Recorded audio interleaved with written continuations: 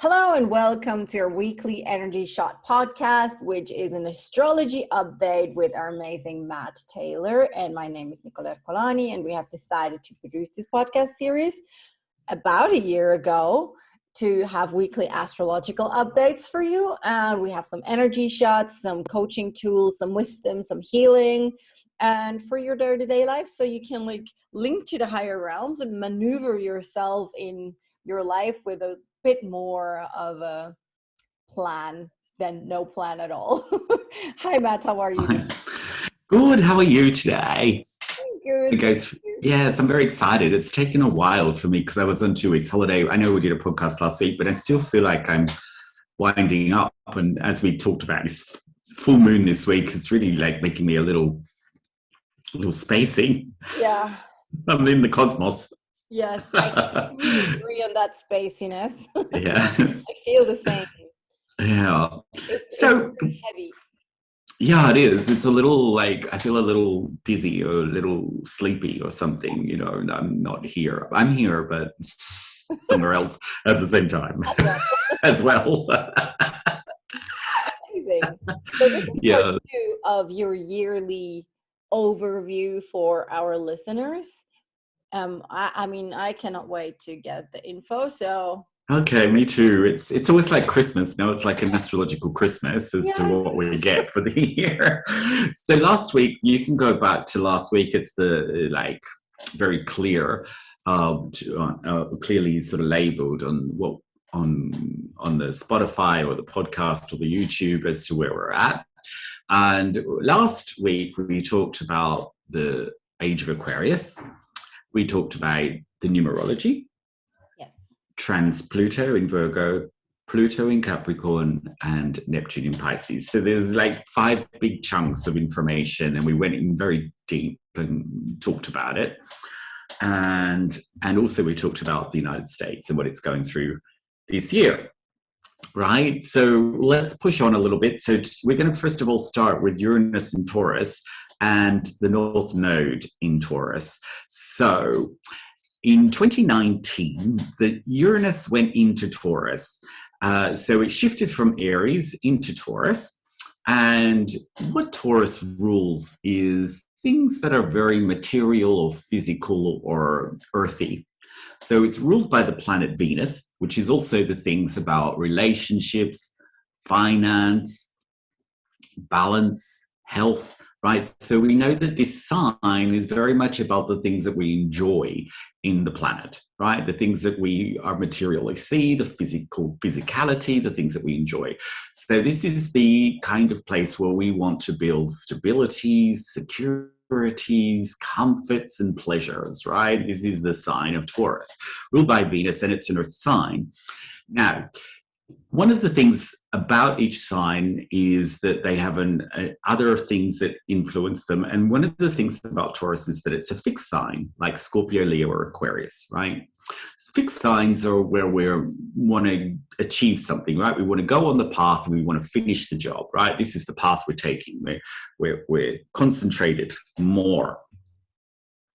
The challenge with fixed signs is that we don't bend. Right? This is the way it is. This is what I want. I'm not moving. I'm not changing, right? So what we have here in the challenge of Taurus, many good things, as I just outlined, what we have is inherent in the challenge of Taurus is that we often build comfort zones, right? When I get a good business going, I'm not going to change it because it's just going like this. When I, get up in the morning and I do these 4 things, I like this and I'm never going to change it, right? Because this is how I always start my day to get always into the same mood every day, right? So no change, right? Taurians by nature are part of their spiritual work. The soul is choosing to come in here to embrace discomfort, embrace change, embrace disruption, embrace interference, and shake things up, right? So Uranus is all about the things that the sign of Taurus don't like. Now, we all have something Taurian in our chart. We are all a little bit like this. Taurians are more so like this, but it doesn't mean that we're not like this, right? So we all have our comfort zones. We all have things that we don't like disrupted.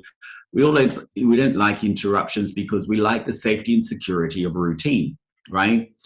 So this is very, like, if you look in any spiritual like dogma or any spiritual technology, you will find that this is one way of not succeeding, right? In all spirituality, the way to change is, the great lessons are, you want a different result, you need to be different. You need to change things, right? If something's not working out, don't do it, do something else, right? Very obvious, but very difficult to do, right? Common sense is not common practice, as we know in spirituality, right? Common sense is not common practice. So Uranus is coming into our lives to make all those common sense things common practice. So 2019 is the beginning of a lot of disruption. I don't need to rattle off the list. You won't. You know very well. We're not going into that again.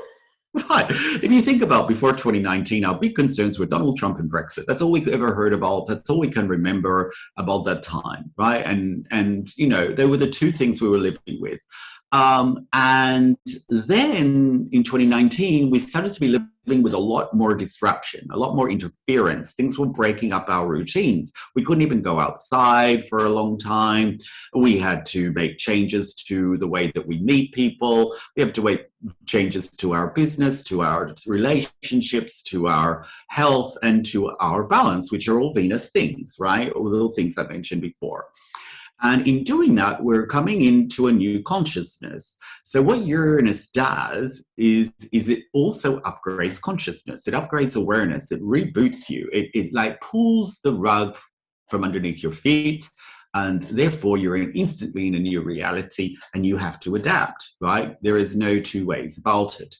So Taurus is very stable. So it's what we're really doing is finding the balances here between the old and the traditional and the stable, and how we modernize, progress, and innovate those things, right? There's nothing bad inherently with the things that we're doing. It's just that we don't change unless we're pushed, right? And this is the unfortunate nature of humans, is that we need pushing rather than do it proactively, right? So for those people who are more proactive, actually had quite a pleasant 2 or 3 years, because they're able to move and adapt and change, and you know, can do it. They're connected more, right, to this, or they foresee more. Even if they don't visualize it, they feel that they've got to do things, and all of a sudden a situation comes and they're ready, right? So if you weren't ready, if you were challenged by all these changes, if they brought up angers and fears, if they brought up places where you didn't see, right, you need to revise that area and make sure that you integrate into it more proactivity, right? So this is something that the lesson of Uranus in Taurus. Now, we are here in 2022, and we are still with the Uranus in Taurus. And we will be with it until 2026, more or less. Uranus spends about 7 or 8 years in a sign, right? And so we will see continual disruption, voices of disruption, such as Elon Musk, right? He's been in the business now for 20 years, and all of a sudden in 2019, he becomes the world's one of the world's most wealthiest men, where the new focus of business leadership is around him. Some people are wary of him. Most people like him, and they can see what he's trying to do. He's a little bit odd as well. Like when he speaks, it's not the way we all speak, right? It's something a little bit different. The same as Greta Thunberg, right? The young girl with the environmental thing. So there's new voices of disruption, and these voices of disruptions are at different frequencies to ours, right? They come in and they change things, and they radicalize and they make things forward. Taurians, or the month of Taurus, is also, and the sign of Taurus is also about our finances. It's how we value ourselves and we value the world around us. And this in turn manifests as finances. Here, because of Uranus, 2 things are happening. One is we're being disrupted.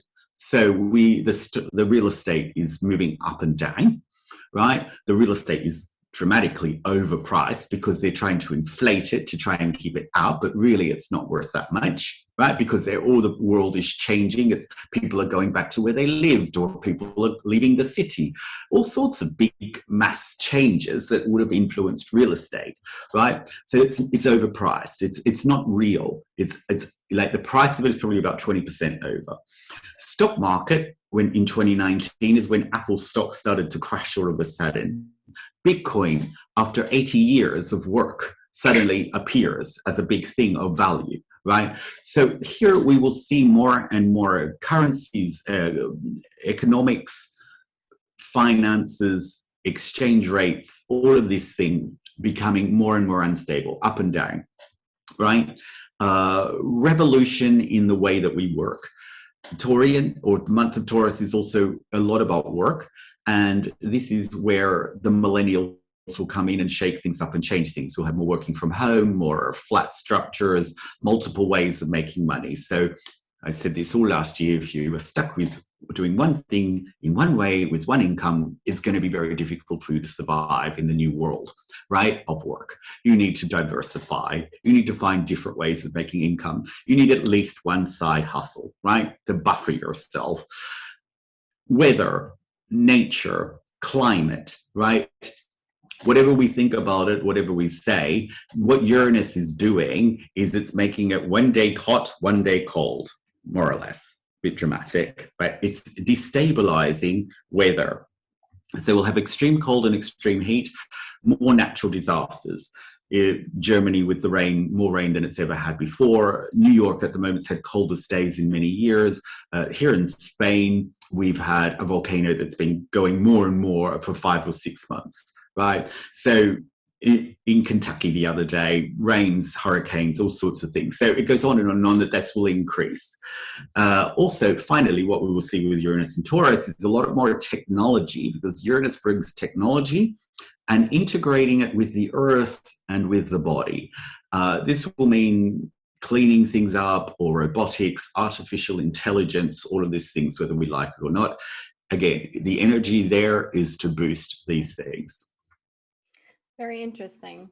For me, I just did a tweet last week where I wrote, like, our nervous system and our bodies are always looking for more comfort and for stagnation and security, where our soul is always looking for expansion, and expansion in a sense of transformation, in sense of, you know, new sensations, you know, new knowledge, basically.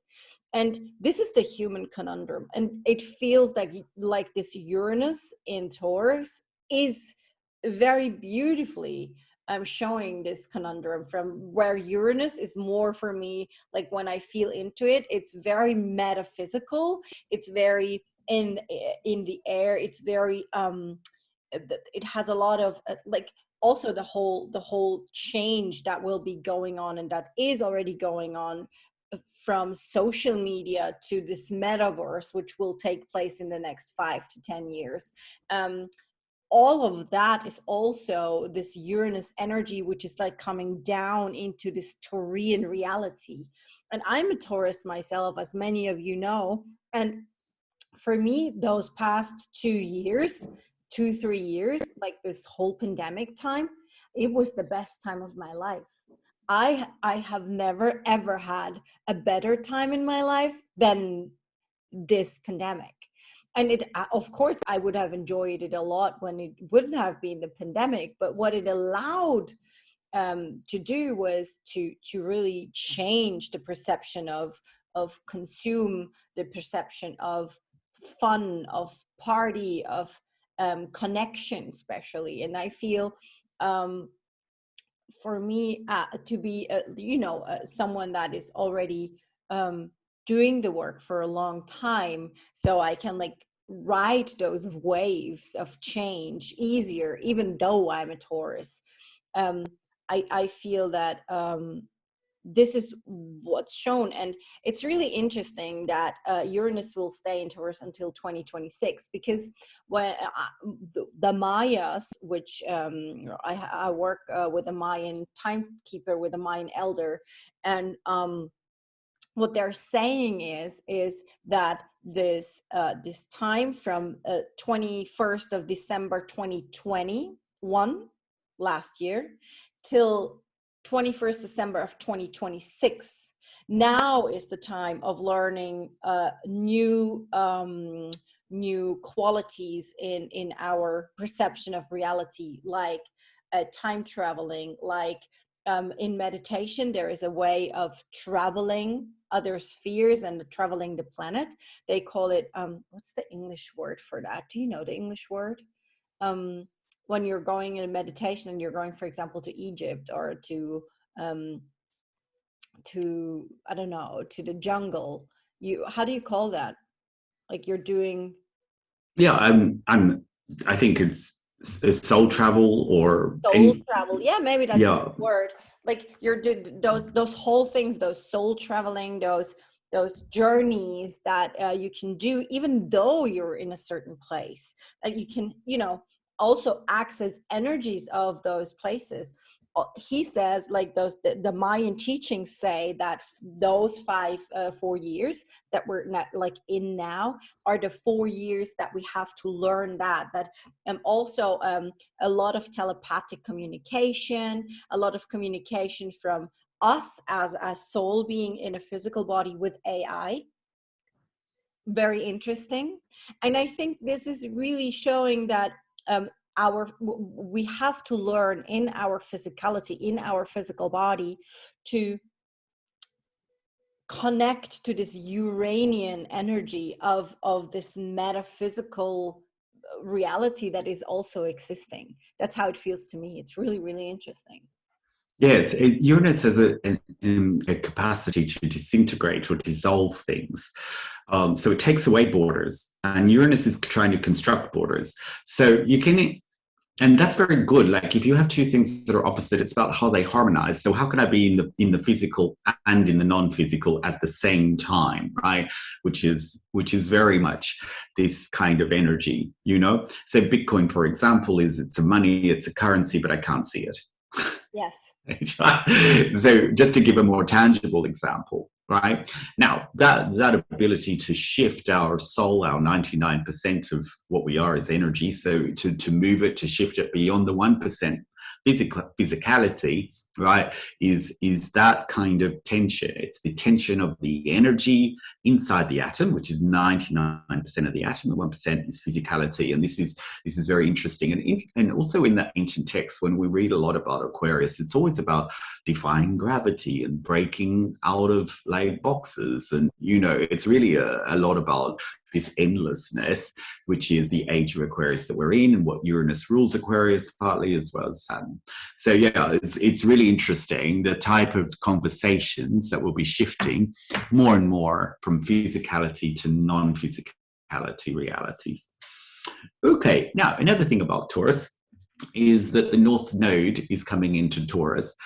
We spoke at length last year about the North Node being in Gemini and changing perceptions and views and multidimensional thought and communication and the new way of expression and uprooting old and bringing in the new, because that's what new Gemini does. So anybody who went through 2021 thinking, how could you possibly think that?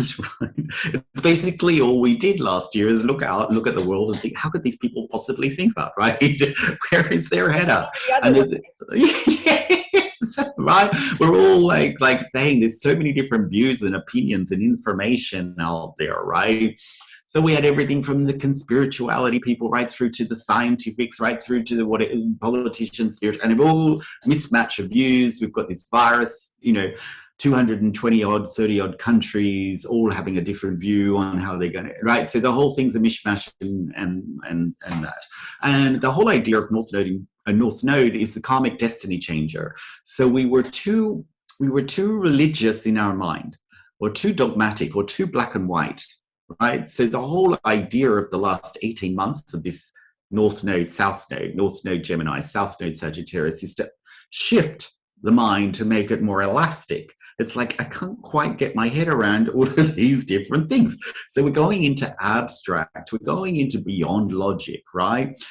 What happened in 2021 was strangely illogical, right? But our mind is now like chewing gum because of this last 18 months. Nothing surprises us anymore, right? We're talking about, quantum leaping and soul traveling. Well, that's what we're talking about. So the mind is all stretched out, right? We can do that kind of elastic band in our head thanks to that 18 months.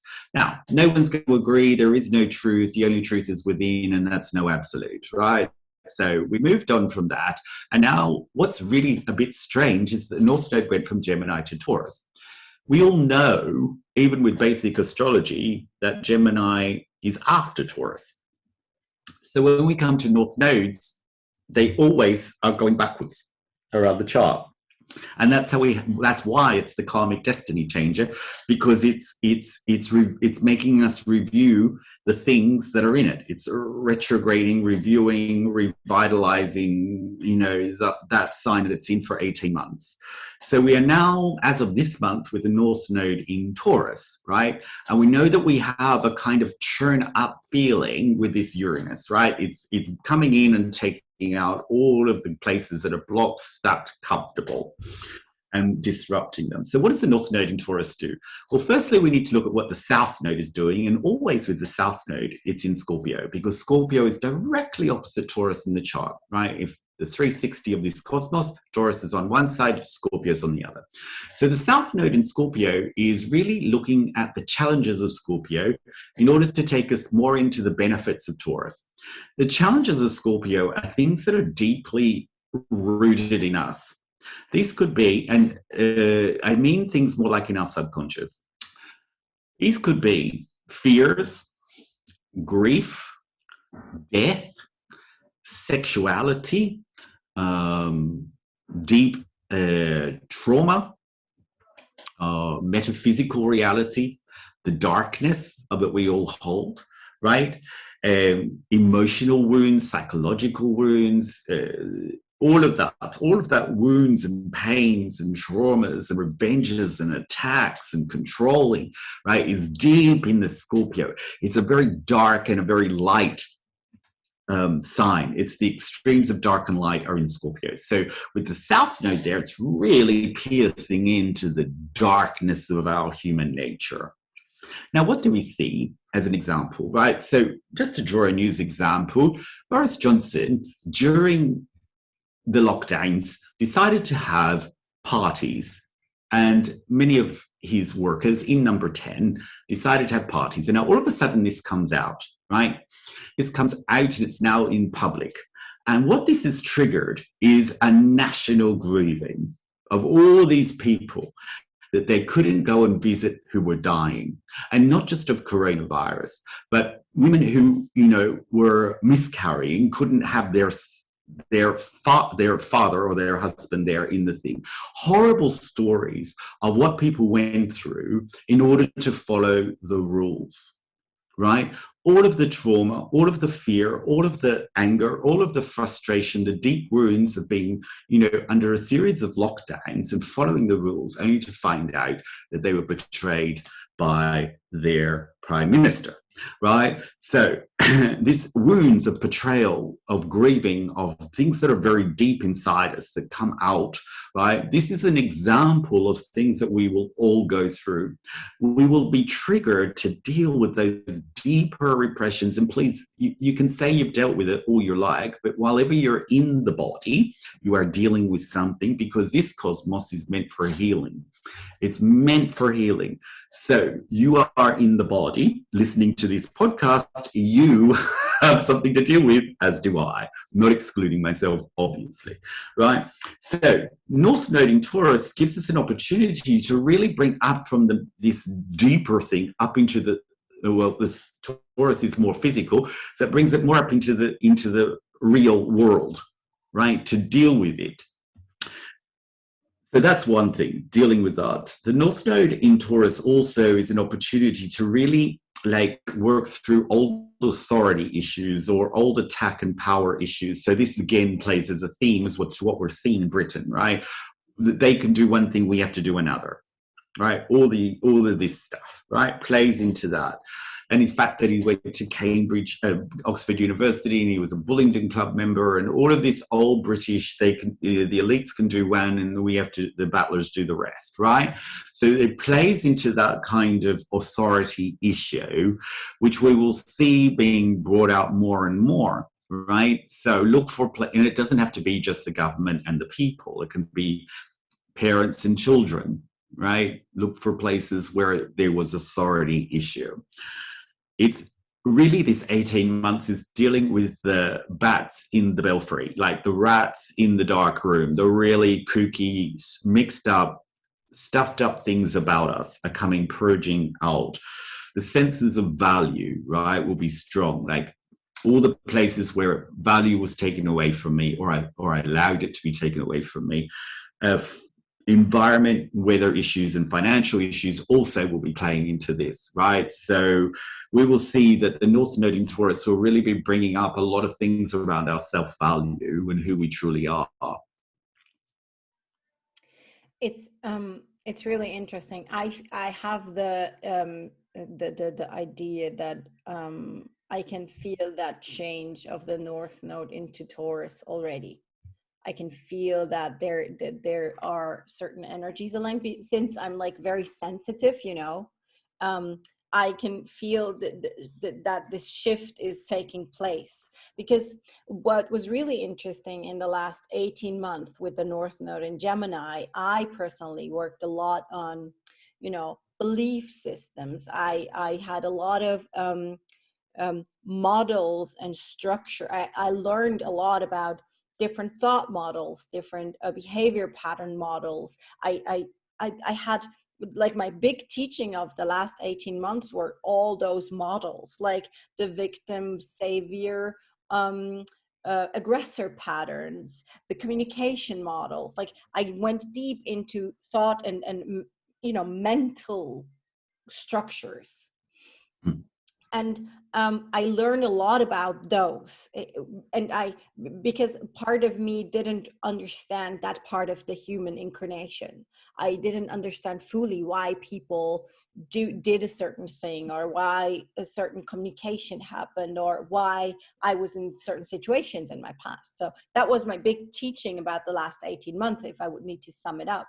But now already I can feel that I already had two big shifts going on in the past 2 weeks, where I could sum up whole patterns that were going on for a long time, for, I would say, 25 years, 26 years, something like that, big patterns, which were starting when I was like in my teens.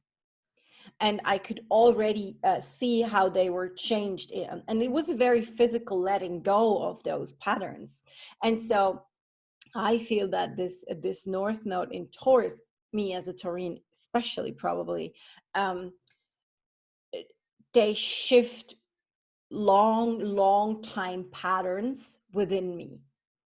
That's how I feel about that. I don't know what was like 23, 24 years ago, when something is going when one of those patterns is going 1.5 years. It could be like an end of a cycle, even, that a certain cycle has ended.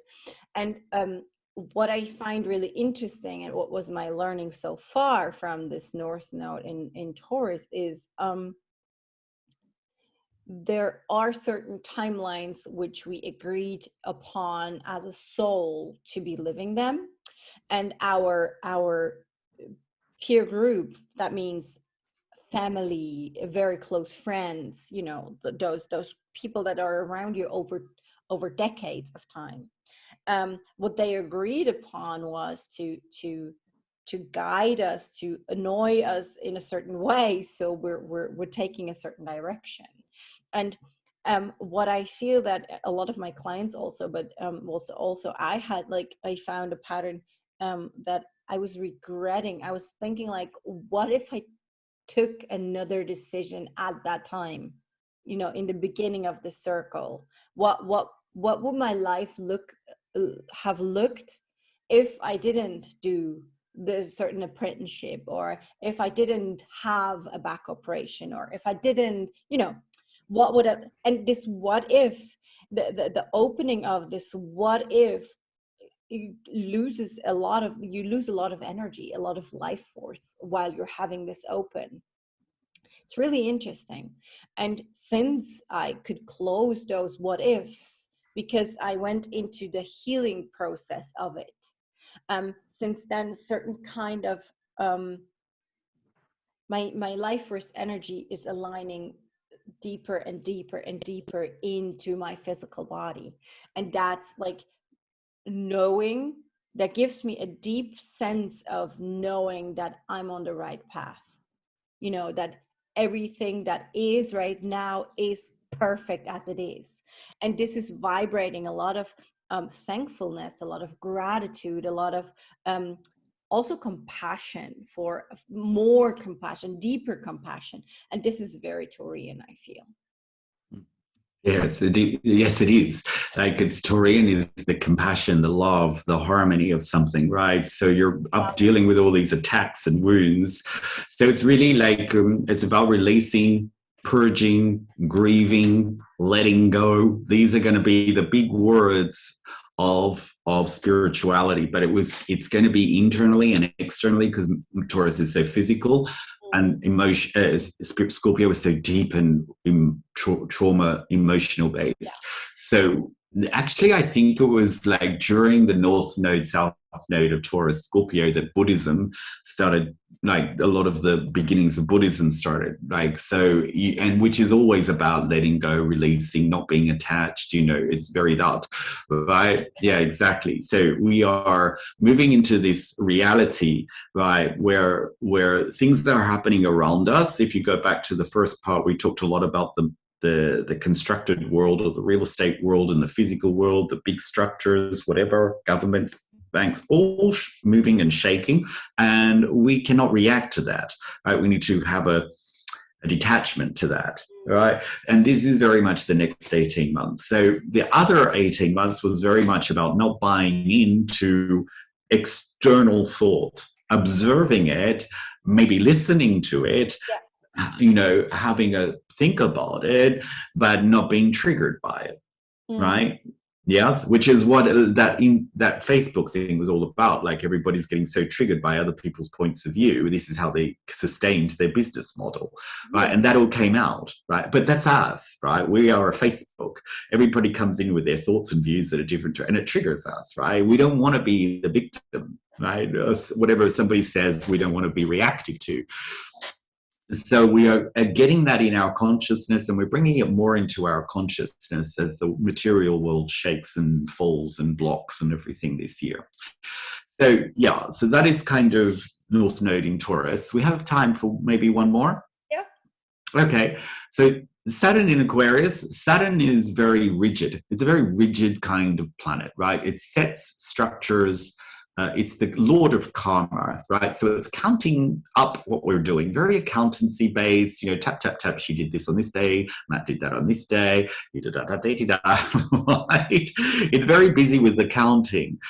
So it's the accountancy of our cosmic system, right? So that we don't fall out of balance. We don't get out of our parameters of how ridiculous human beings can be. It comes in and keeps things fairly modulated, right? It's very disciplined, very responsible, these kind of words, right? It's a respected planet. It's the planet of, we should respect. It's very interestingly placed in our cosmos because it's the 7th, right? And we know in all the spiritualities, number 7 is probably the most important, if not one of the most important numbers, because 7 represents physicality, the physical world that we are, the physical relation that we are in.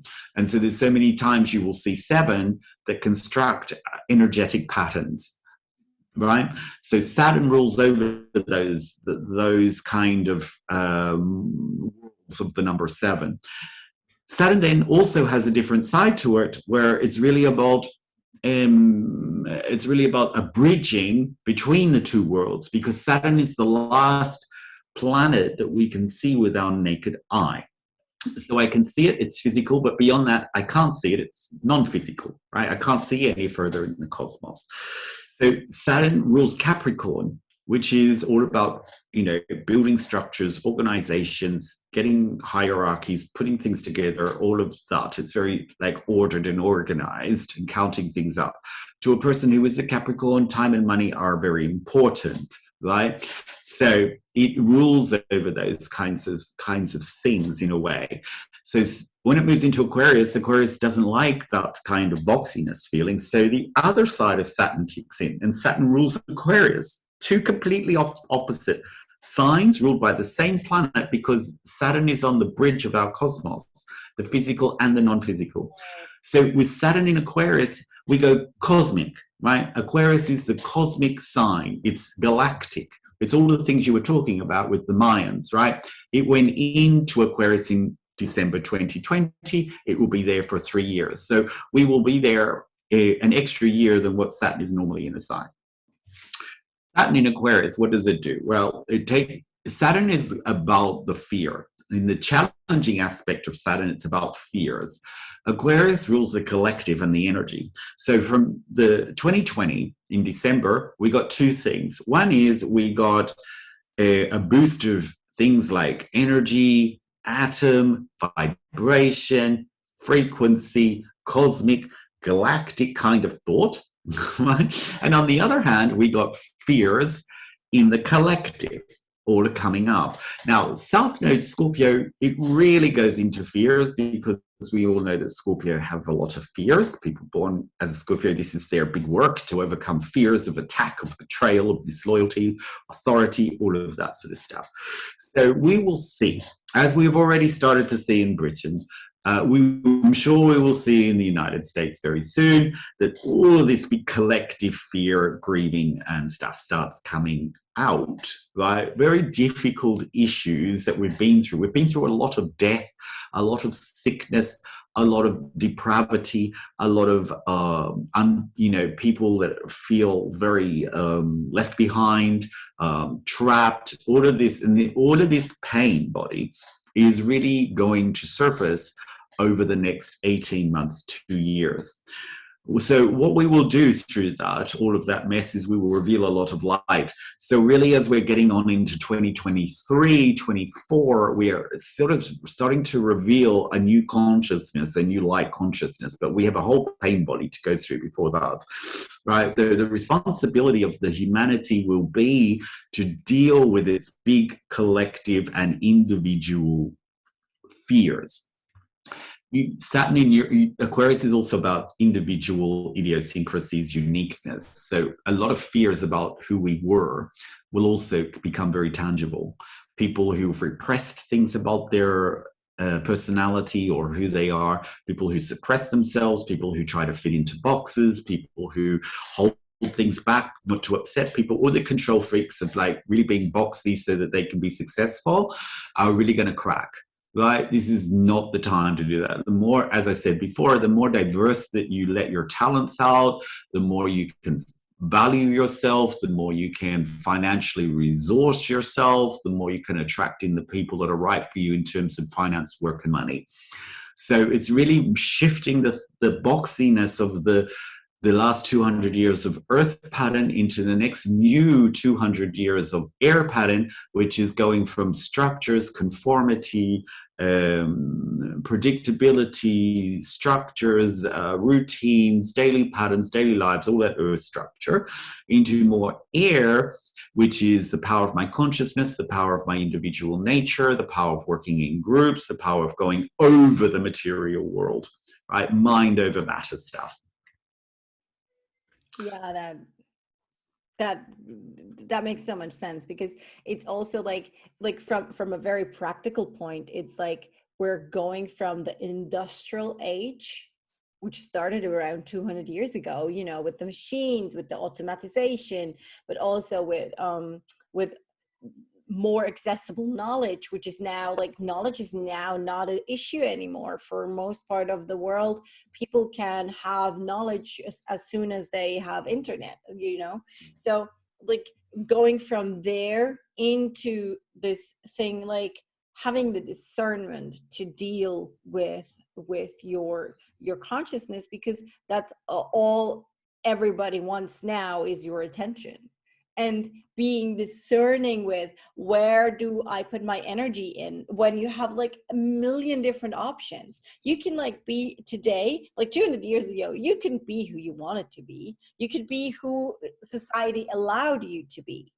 You know, the little village that you grew up in, like I would never got out. You would never come from Sydney to Barcelona. We would all not live where we live now 200 years ago, because it was physically not possible to travel that far, because we couldn't even fly.